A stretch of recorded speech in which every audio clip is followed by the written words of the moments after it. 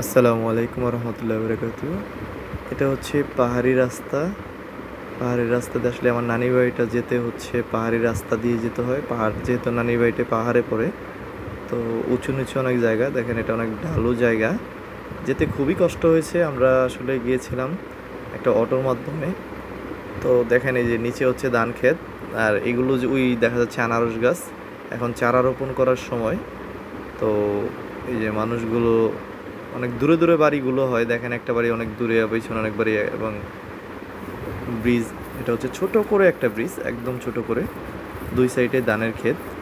আর পানি মানে বাড়িগুলো একটু উঁচু জায়গাতে হয়, কারণ টিলা তো মানে পাহাড়গুলো ছোট ছোট পাহাড়, টিলার মতো বলা যায়। কাজ করতেছে দেখেন ধান ক্ষেতগুলো, লালচে মাটি, পাহাড়ি আসলে মাটিগুলো একটু লালচেই হয়। দেখেন কাঁঠাল মাত্র হইতেছিল তখন যাচ্ছিলাম এদিক দিয়ে আমরা। আসলে এগুলো অনেকটা স্মৃতির মতো। মানুষ এদিক দিয়ে বেশিরভাগই হেঁটে চলাচল করে, কারণ বৃষ্টি আসলে তো আসলে চলাচল করার মতো তেমন ব্যবস্থা করা যায় না, কারণ গাড়ি বা অন্য কিছু যাবে না। ডিরেক্টলি আমরা হেঁটে মানে সবাই হেঁটে হেঁটেই যাই। তো দেখেন আমরাও এখানে নেমে পড়লাম, কারণ রাস্তাটা এত পরিমাণে, এই যে দেখেন রাস্তাটা কেমন, রাস্তাটা অন্যরকম হওয়ার কারণে আমাদেরও নেমে যেতে হয়েছে।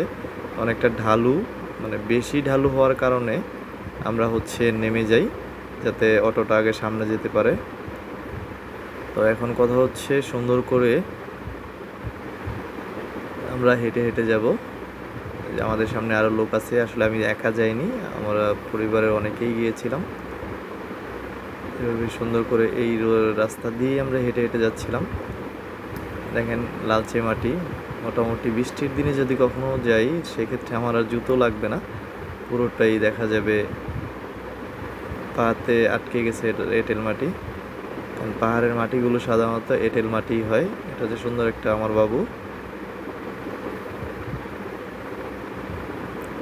ছোট ছোট গুড়াগাড়া বা পিচ্ছি যারা আছে এদেরকে নিয়ে আসছে আসলে যাওয়ার জন্য।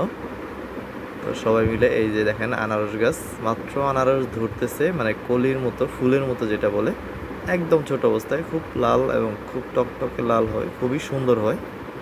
আরও ছোট ওই যে টিলা আর কি, না পানি লাগে, কিচ্ছু লাগে না, একদম টোটালি শুধু এমনিতেই হয়ে যায়, কারণ এঁটেল মাটি তো রসালো মাটির মতোই হয়। এগুলো তো কিছুই দেওয়া লাগে না, টোটালি পানিও দেওয়া লাগে না, শুধু চারা রোপণ করলেই হয়ে যায়। দেখেন এই পাশেও আছে মোটামুটি।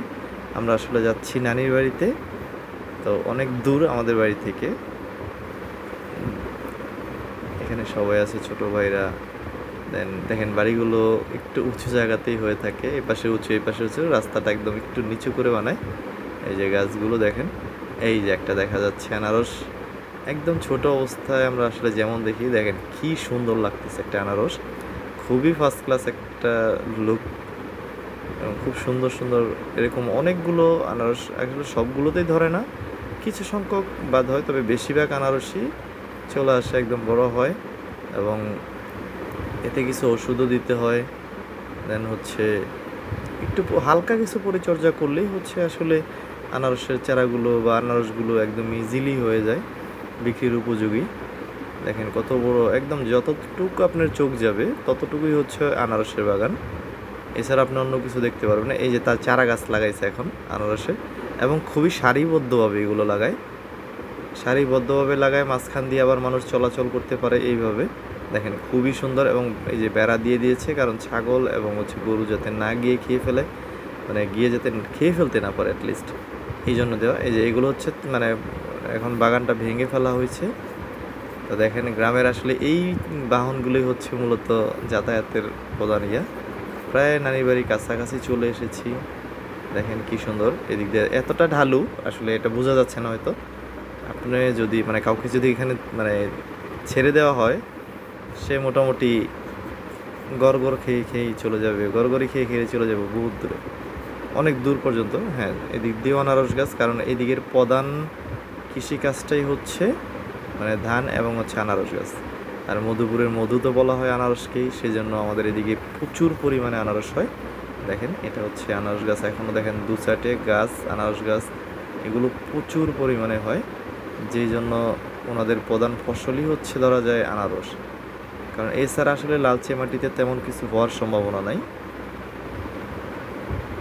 সুন্দর একটা রাস্তা। এখন উপর দিকে উঠতেছি, মানে উঁচু জায়গায় যাচ্ছি। নানির বাড়ি একটু উঁচুতে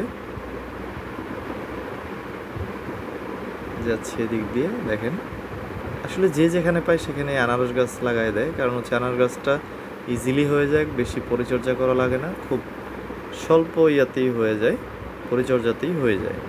দেখেন রাস্তাগুলো কতটা সুন্দর, এবং দেখেন গাছে পেঁপে ধরেছে, খড়ের স্তূপ, এবং দেখেন এটা হচ্ছে আনারসের চারা লাগাইছে যেখানে, এইটা দেখতেও বেশ সুন্দর মাশাআল্লাহ। কাঁঠালগুলো হয়ে গেছে অনেক।